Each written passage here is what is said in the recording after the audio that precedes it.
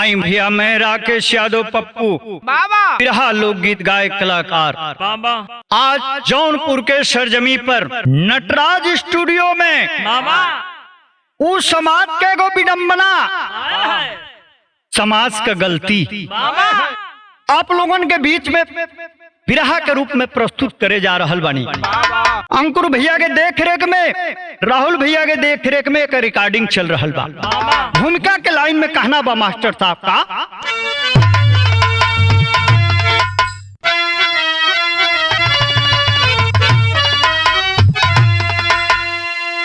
जग में रिश्ते बनाते निभाते सभी हैं, मोल रिश्तों का अनमोल होता है भैया। रिश्ता निभाए थे कृष्ण कन्हैया, सुदामा को देकर अनोखी विदैया।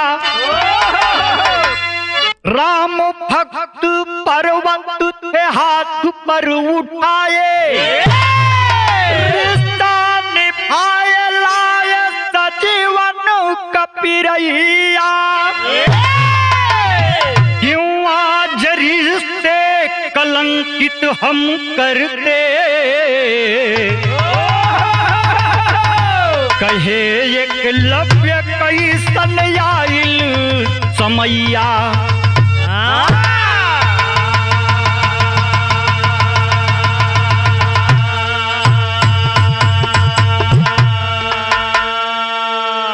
ये भैया कभी 7 शब्द में बिरहा की भूमिका में लिखत हुआ।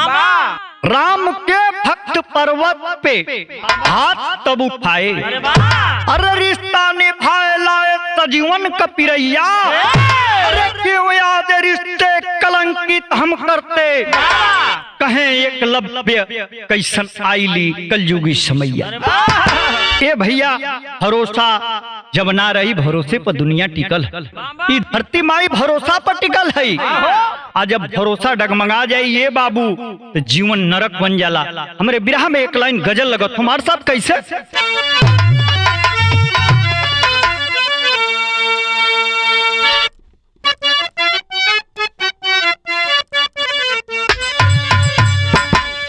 अरे नकाबे हुस्न मुसलसल उठाई जाती है,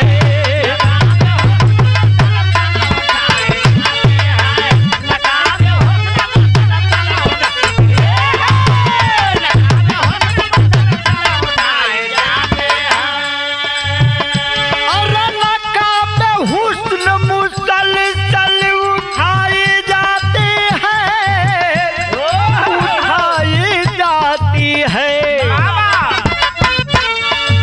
मैं तो पीता नहीं जबर पिलाई जाती है,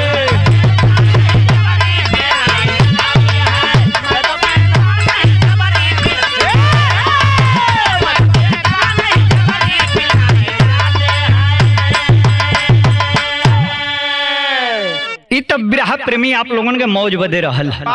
लेकिन बिरहा में भाव कितना सुंदर कवि जी लिखत हुआ, अरे मनो का डूबती है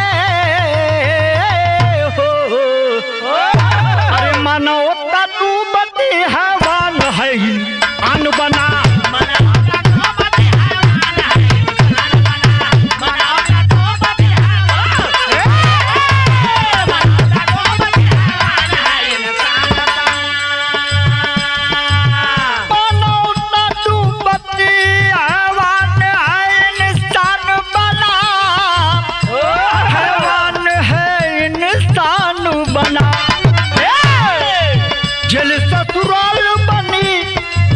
जेल ससुराल बनी कातिल है मेहमान बना।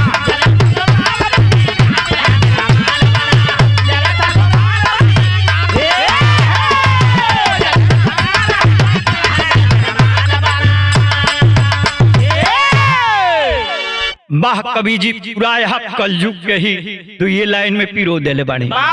कितना बड़ाई करी हम, मानवता डूबती हैवान है इंसान बना। जेल ससुराल बनी कातिल है मेहमान बना। केहू डरात नहीं के कोनो कुकर्म कैले से, हत्या चोरी बलात्कार कैले से। काहे कि जेलिया में जाए तो भर पेट दोनों टाइम खाना मिली, लेकिन सजा में प्रावधान के चेंज करे के पड़ी। ये घटना कहाँ के घटल है, जगन है अपराध शहर के माध्यम से कभी लिखत हूँ।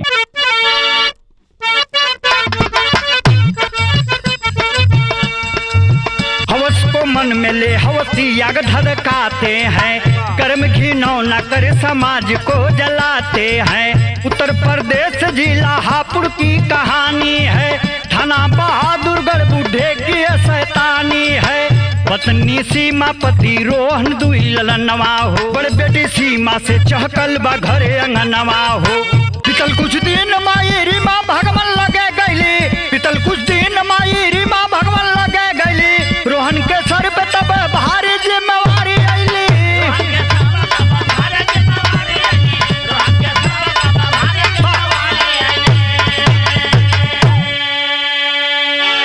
ए भैया बात के समझ लिहल जाओ।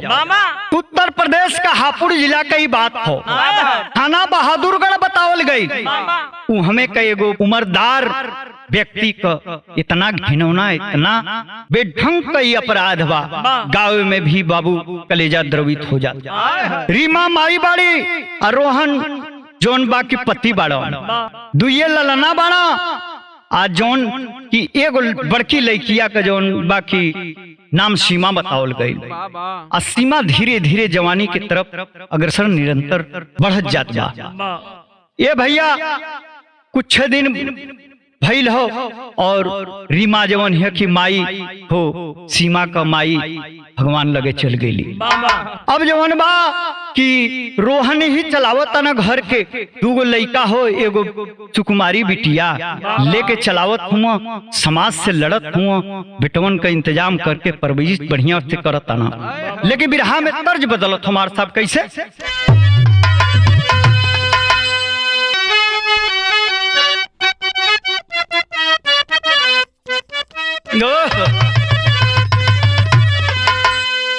अरे चलता चलता मोरी, अरे प्यारी पिरोइल भैया को कुल हो नैहर के तना बदूर भैया।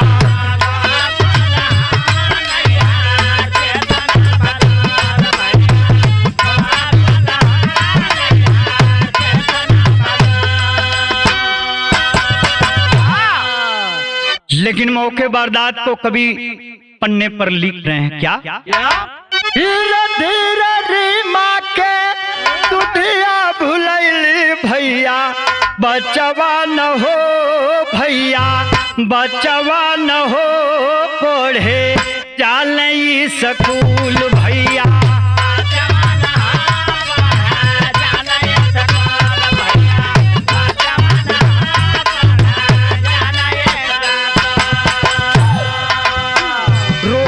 के मनावा में खुशियाँ समाई,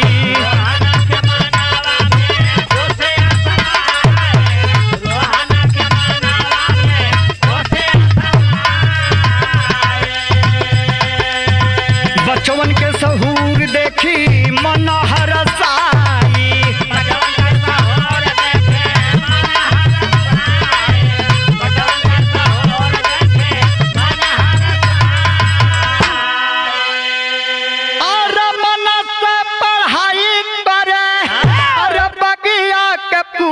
भैया बचवा न हो भैया, बचवा न हो, पढ़े जाले स्कूल भैया।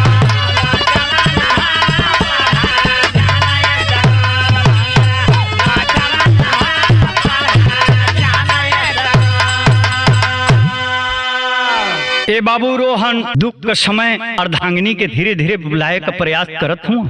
रीमा जवनबाड़ी भगवान लगे चल गई, तीन गो बचवन के रोहन के सहारे छोड़ के धीरे धीरे धीरे जो है मेहनत मजदूरी करके बचवन के पालक हूँ। कुछ दिन समय बीतल हो, तीनों लड़का जो है स्कूले जाए लगन।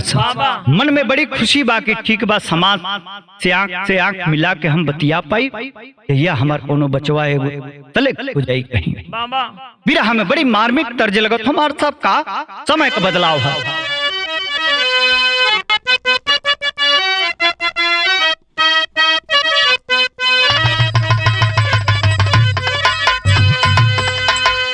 मल्हार गीत था मुन्ना भैया। जब मल्हा लोग नैया के पूरा बोझ लेवेला लोग फटाफट, तो माई गंगा के गोहरावेला लोग का कहेला, अरे तो हके चढ़ई बे मैया हो मैया, अरे तो हके चढ़ई बे मैया, नारियर चुनारिया हो की गंगा,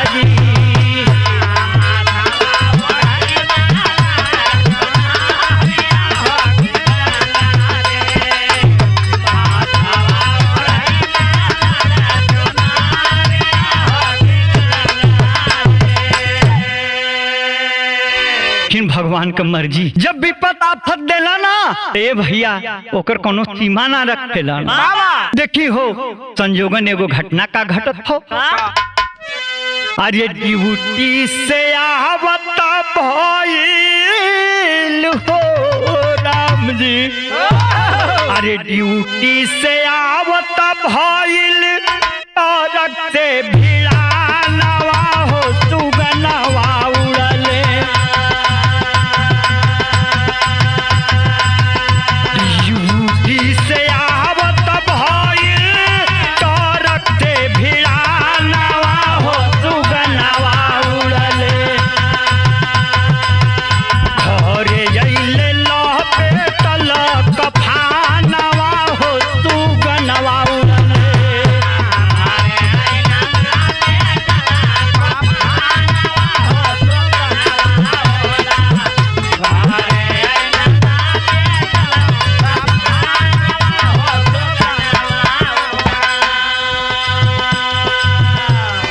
विधाता है भगवान, हे परवरदिगार आलम अल्लाह भगवान, एक ऐसा दिन दिखाते हो गरीबों। 5 बजे छुट्टी भइल बा, गर्रा माटी कके थोड़ी सा प्लास्टिक में सब्जी ले ले हुआ हो, पैसा कम रहल पावे भर दाल ले हलो, साइकिल ले ले हुआ, चल दे ले हुआ अपनी बचवन की झोपड़ी में। बचवन के रोवल का देखी रोवत बाजहानवा,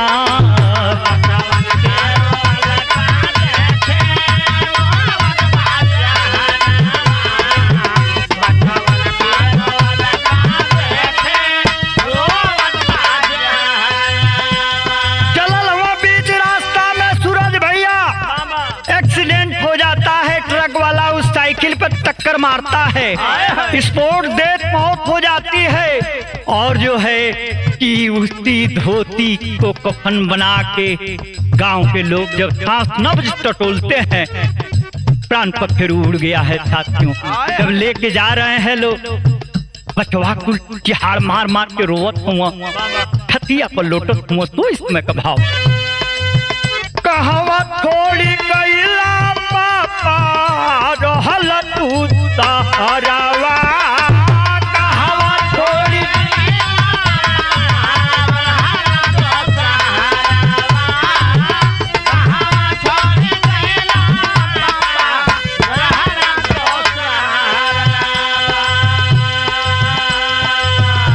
होइल कौन गलती थोड़ा हमनी के तांगवा हो,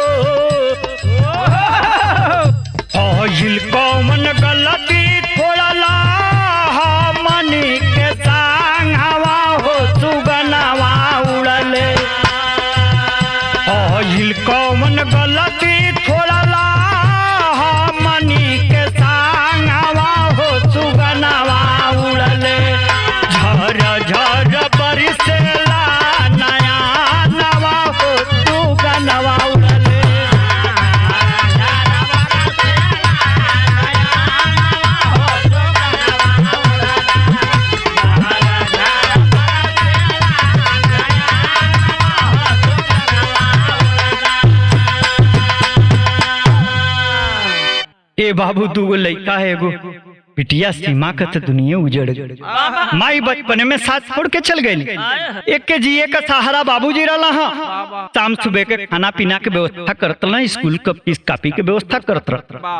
वो भगवान के लगे चल गई ना, कभी के रहना गेले रोत रोट तेरी के भाव में लिखत मका।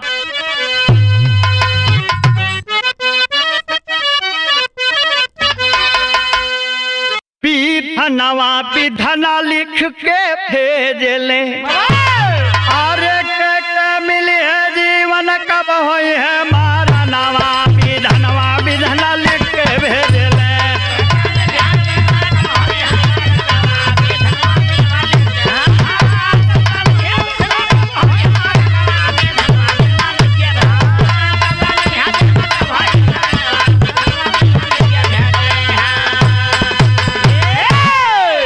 विधनवा विधना लिख के भेजे ले, के कब मिली है जीवन कब हुई है मरनवा।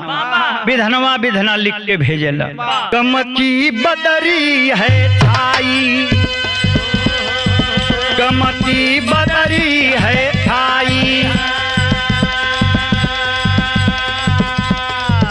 बादल भी आंसू बहाया है,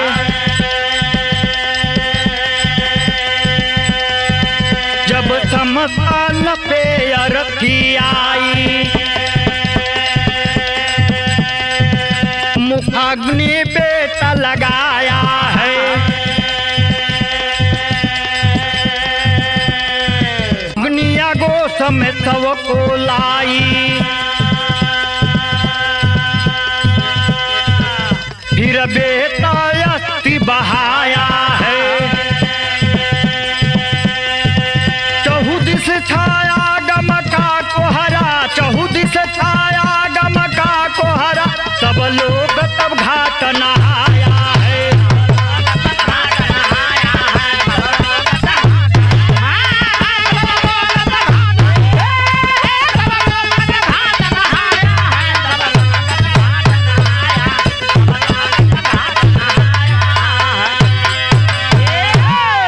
ठंड के भाव में कभी शमशान घाट का उल्लेख कैले हो, कितना मार्मिक तरीका से।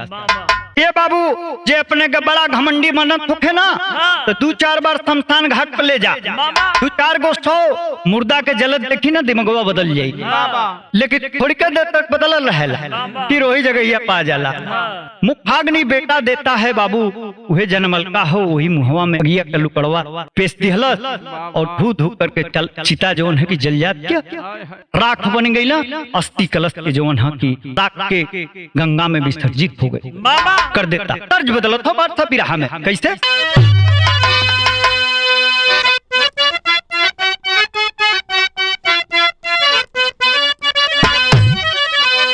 चल लूटा हारिया नदी बीच नैया, हिलोर मारे हिलोर मारे, पानी गोरी हिलोर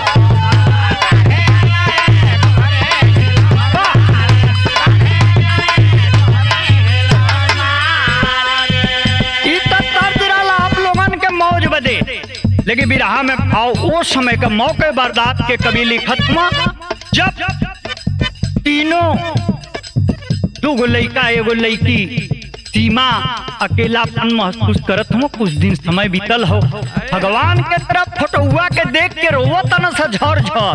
वो समय के बाद कवि जी लिखत हो भाव में का, बदलल समैया कौनो तुझे ना उपैया, मन थोर भइले मन थोर भइले, टूटल सब कर पढ़ैया, मन थोर भइले टूटल सब कर पढ़ैया,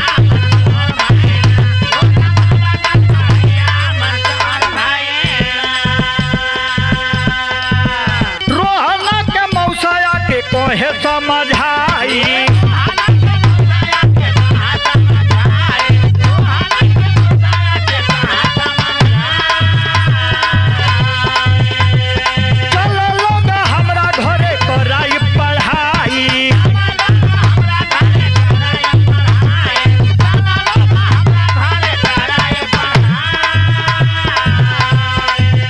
से अन्हरिया में सके अजोरिया अजोर भइले अजोर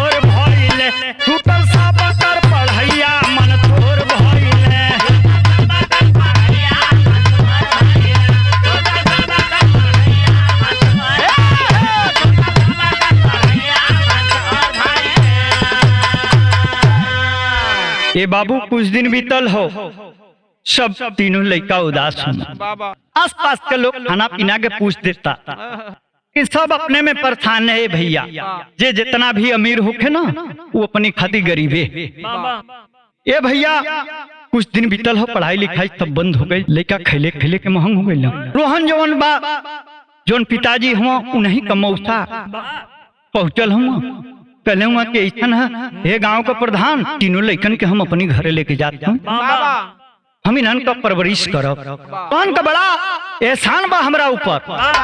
आ तीनों को लेके जाते हैं अपने घरे, इन्हन के बढ़िया से खियाई पियाई उड़ाई पैटाई सुताई, इन्हन के हम स्कूले भेजब, इन्हन के पढ़ाई रद्द ना होके दे। रोहन का सपना रहल कि इन्हन के कुछ बनावे के। बिरहा में आगे बढ़ला से पहले बड़ी चटपटी धुन लगत हमारे सब कैसे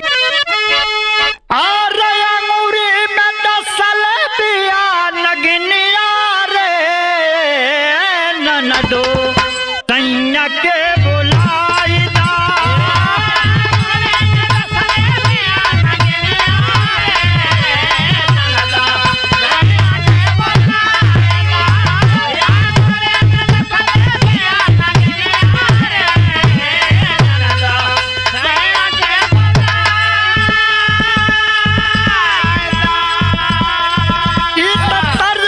लेकिन फर्ज कितना सुंदर लिखत हुआ, कभी जी गौर करेंगे बिरहा प्रेमियों। तो मानसी मायाबू बहनिया होए भैया दुखवा रात बा।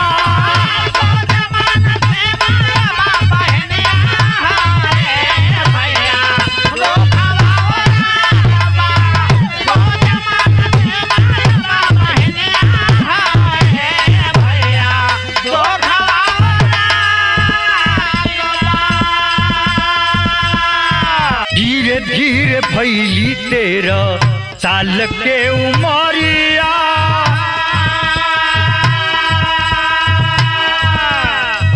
जोबन के उभार शोभे मोहिनी शरीरिया हो मोहिनी।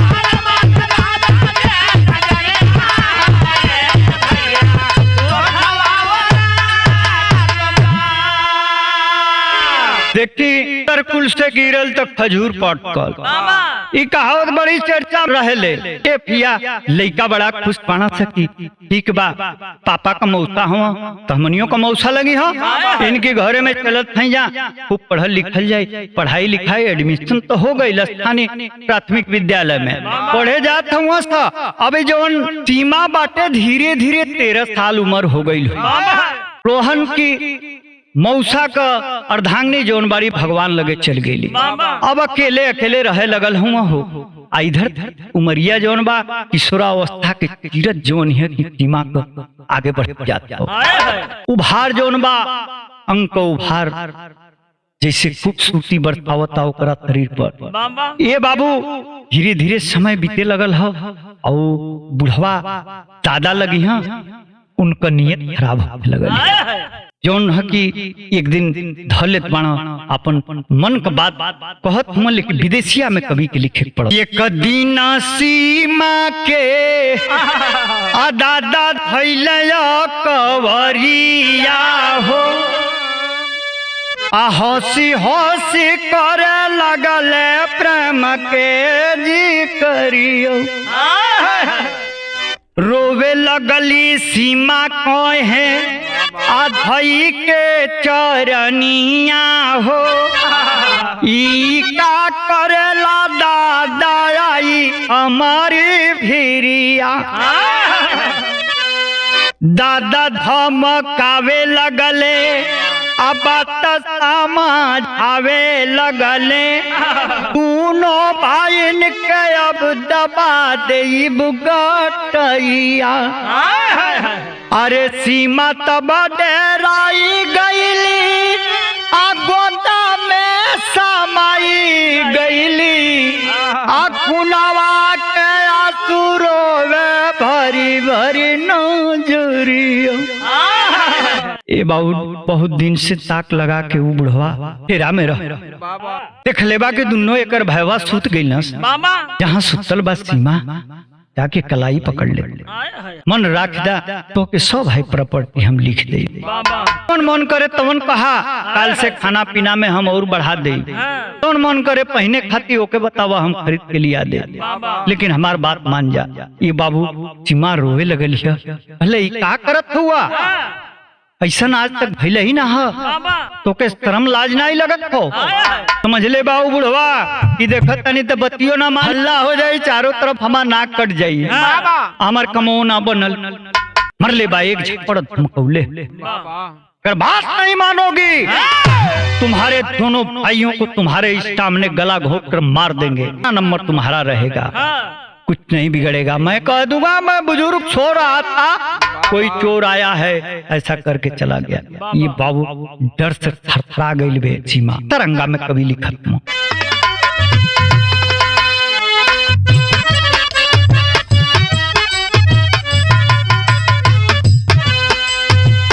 याद आवे माई बाबू नन्हे में पराई गईले नन्हे में पराई गईले जीवन फसला धार अयवन के चेहरा देखी रोवेले बहिनिया हो रोवेले बहिनिया हो कैसन दाता कैला व्यवहार दहके कुमारिया हो कापे शरीरिया हो कापे शरीरिया हो होता दर्द जोनी में अपार गुमसुम रहे लगली दर्द रोज सहे लगली दर्द रोज सहे लगली हवसा कहावती लुटे बहार जी।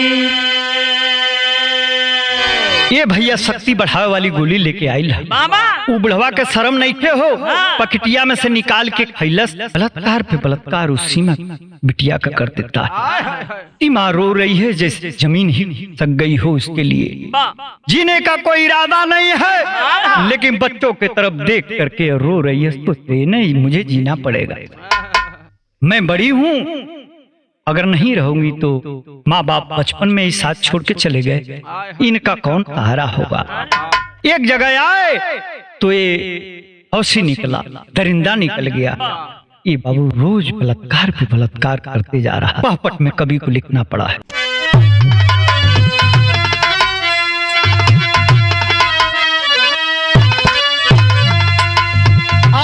धीरे धीरे बीतल कुछ महीनवा मनवा व्याकुल बा उदर उभरे लागल छूटे पसलवा मनवा व्याकुल बा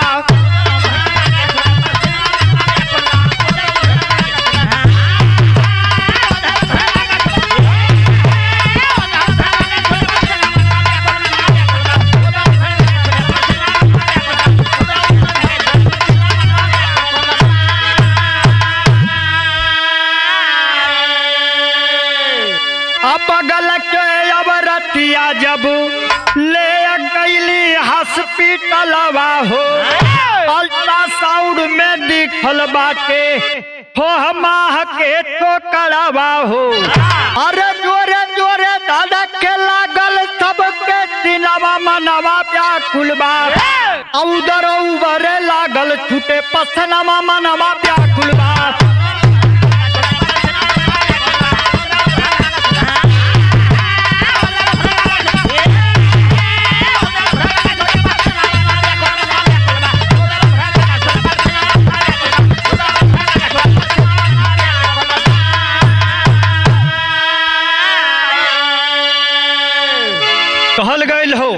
चोरी हत्या पाप इ न कभी छिपल और न कभी छिपी। लेकिन ये तीनों काम करे वाला इतना चतुर अपने के समझेलन कि केहू ना जानी। ई ना जानल सा हम में तुम में खड़क हम में सब में व्यापे राम। ईश्वर हर जगह है, इस हारमोनियम में है, इस माइक में है, इस कैमरे में है, इस स्टूडियो में है, इस पास ही तो ईश्वर। डरना चाहिए। ए भैया धीरे धीरे उधर का उभार होके लगल हो। माँ का पेटवा बढ़त देख के दहिया चिकना दिया। आस पास का जो चाची बहनी बाड़ी पूछत है, कुछ बोलत नहीं खे डर से। ये लिए कि दोनों लइकवन की बुढ़वा मुआ दे जो 2 बेला का खाना मिलत तो वो ना मिली। ये बाबू समझ गई बाड़ी से पेट में दर्द उठल हो। 6 महीना बीत गए समय लेके हॉस्पिटल गई बाड़ी से। जब अल्ट्रासाउंड में भ्रूण में बच्चा दिखा, सबका होश आने नहीं था बाबूजी, सब घबराने लगे। अल्लाह के भाव में बिरहा के आगे बढ़ाओ हूँ कवि जी। कैसे?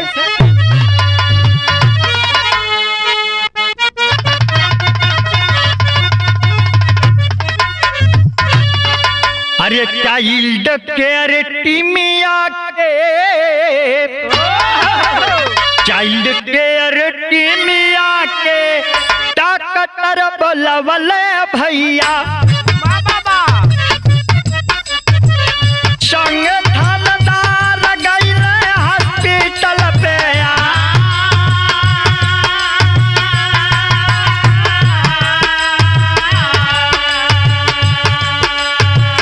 पूछ लगले अधिकारी बोला ता फसा भभतिया बेटी। लोगवन के देख के सीमा गई गबड़ा।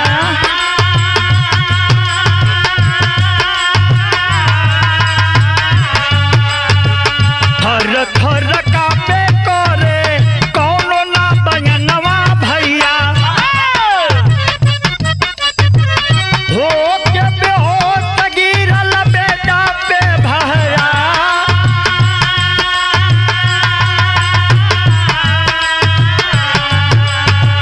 ओ समय जब आजिल बाटे नामवा बतवला भैया। आया हाय करे सबे खोजे गुसिया।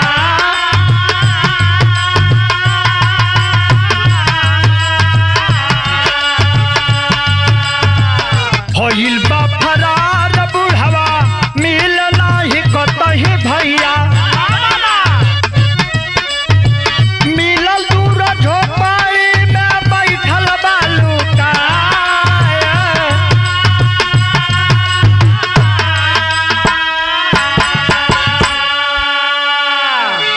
हिंदुस्तान में कितना धन्यवाद कहें चाइल्ड केयर को। नाबालिग बच्चों को पालने का पोषने का जो सक्षम नहीं है माँ पिता, वो संस्था उनके लिए काम करती है। डॉक्टर साहब चाइल्ड केयर को फोन करते हैं, चाइल्ड केयर की टीम आती है और थाने में जाती है, थाना बल को लेकर आती है और मौके पर उस बच्ची के लिए व्यवस्था की जाती है कि आखिर क्या किया जाए। प्रमाण मिलता है कि कोर्ट में नोटिस दे करके जज साहब से आदेश लेना चाहे हैं लोग, इसका गर्भपात करा दिया जाए। अगर बच्चा पैदा होता है तो इसका पिता कौन होगा? लेकिन ये बाबू हाई कोर्ट मना कर दिया, कहा नहीं, बच्चे का भी जान खतरे में आ जाएगा और इसकी माँ का भी जान खतरे में आ जाएगा, क्योंकि बच्चा बहुत ज्यादा दिन का हो गया है और गर्भपात करना कानूनन अपराध है। ये बाबू चाइल्ड केयर कहलस की मैं जिम्मेवारी लेता हूँ इस बच्चे को ठीक से पालन पोषण करके, और जिन्हें बच्चा नहीं पैदा होता है अर्जी लगाए रहते हैं उनकी गोद में गुलजार कर दूंगा और बिटिया को किस्त जैसे अपना जीवन बिताना चाहती है जीवन बिताए, कोई बोझ नहीं रहेगा। लेकिन बिरहा के समाप्ति पर जमाना खाती लिखत हुआ खड़ी के भाव में कवि अरे बनी रखा कहीं भट्टा कटा के बचाई भैया, और इससे पार ना होई नैया डूब जाएगी भैया।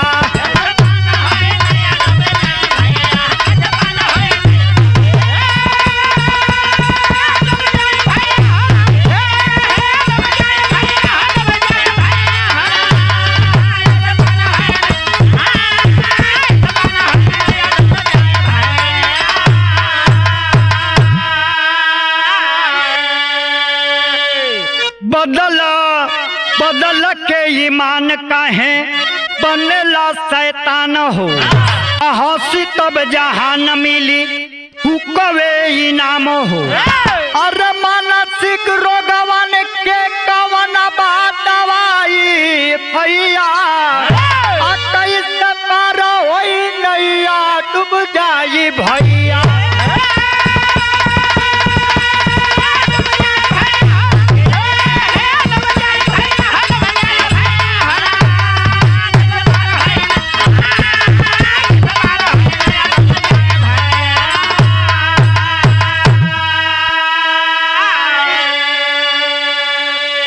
ये भैया समाज खातिर जमाना से सवाल रहा कवि जी का विरहा के समाप्ति पर कि जब रक्षक ही भक्षक बनेगा, धोखाधड़ी इतना इस लेवल पे रहेगी और कुकर्म की कोई सीमा निर्धारित नहीं है, वैसे कोनो कुकर्म का सीमा तो होइबे ना करेले। लेकिन एगो कानून में संशोधन करके ऐसा लोगन खातिर एगो सजा का प्रावधान होके के चाहिए कि जो रूह कांप जा, 100 बार सोचले के बाद भी आगे कदम न बढ़ावे ऐसा कुकर्म करे खातिर।